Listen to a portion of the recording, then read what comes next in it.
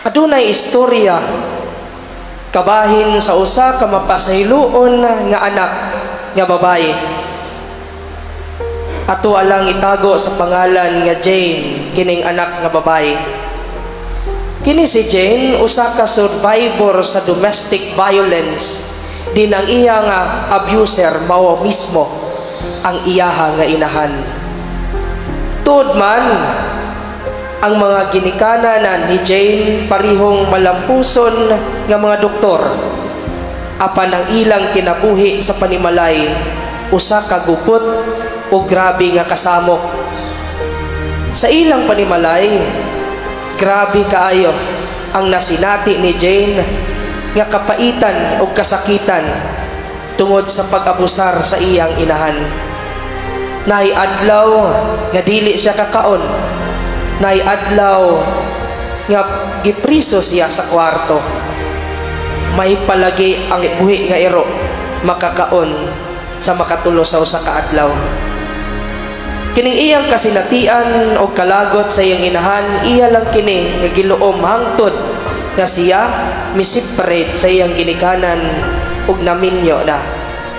Ug milabay ang panahon nga adunay balita hatod sa ilang silingan ngadto niya nga ang iyang inahan naghigda na, nagsakit, nagantos sa sunod-sunod nga dagkong mga stroke.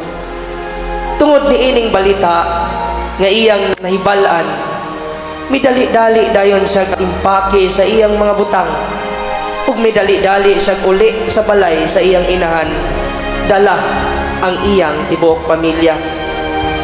Sa iyang pagpapuli sa balay sa iyang inahan, iyang gibantayan o giatiman ang iyang inahan hangtod sa katapusan nga ginhawan ini.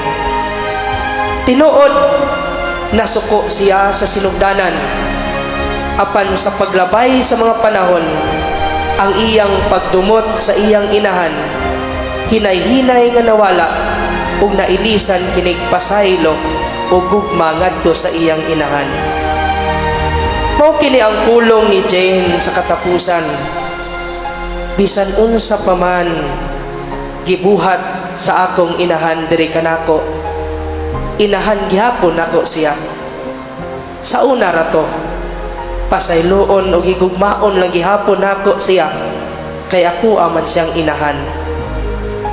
Mga igsuon ko ni Kristo, ang istorya ni Jane mao ang example mahitungod sa pagpasaylo.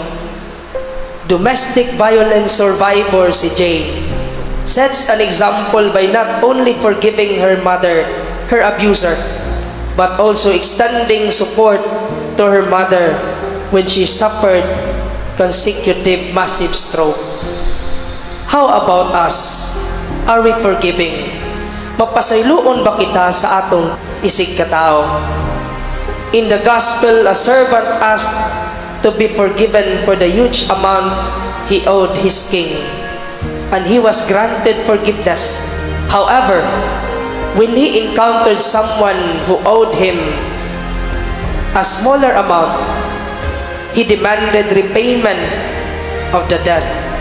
Perhaps many of us would be able to relate to the servant who asked for forgiveness from his Lord and Master. We ask for forgiveness from Jesus for all our sins.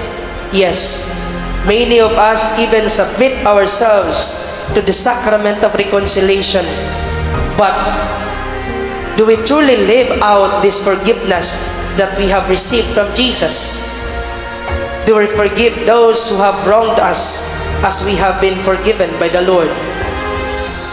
Ato abang gipuy-an kining kinabuhi nga mapasayloon. Kita nga nakasinati sa pagpasaylo sa Dios diri sa atong kinabuhi. Mipasaylo ba kita ngadto sa atong mga kahigalaan, ilabi na ngadto sa atong mga kaaway? O kahibalo ba ta mo pasaylo ngadto kanila? Kung kita mo pasaylo, kita makalingkawas sa atong kaugalingon gikan sa pagkabilanggo, sa kasuko o pagdumot. Huna-huna lang kung kita maghambin og kasuko sa atong kasing-kasing, atong gipas-an kining palasanon nga walay kaayuhan kanato, ngano nga dili nato tugutan nga mupasaylo.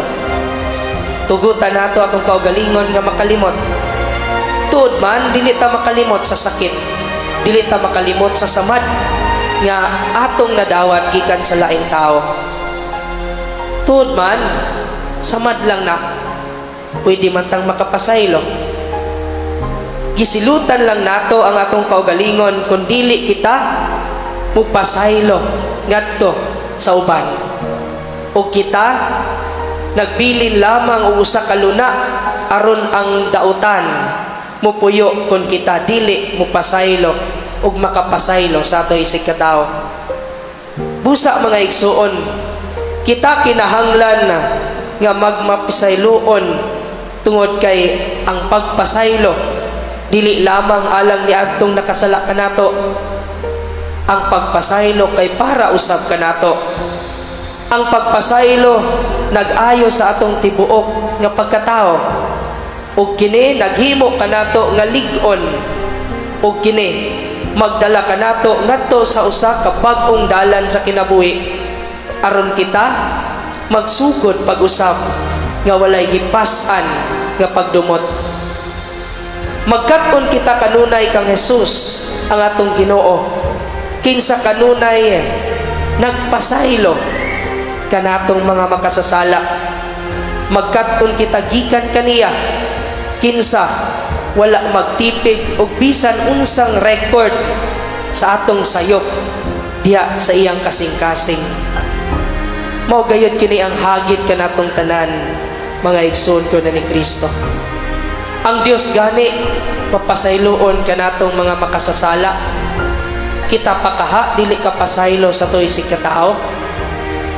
Mituo man ta nga kining Dios mapasayloon kanatong tanan.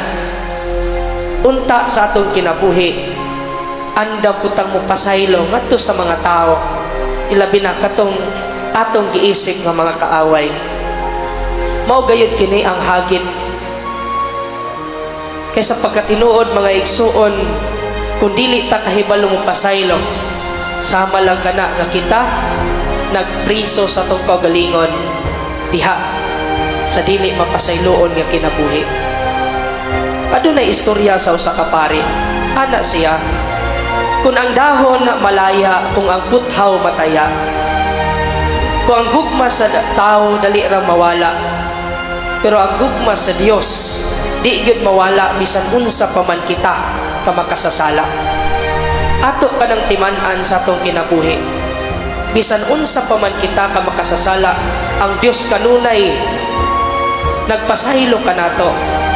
Nini atong pagpadayon sa santos nga misa, mangayo kita sa grasya sa Dios nga kita hatagan sa grasya nga mupasaylo ngadto sa toy si katao, nga andam kita sa kanunay sa matag higayon kung adunay makasala nga mupasaylo sa uban. Amen.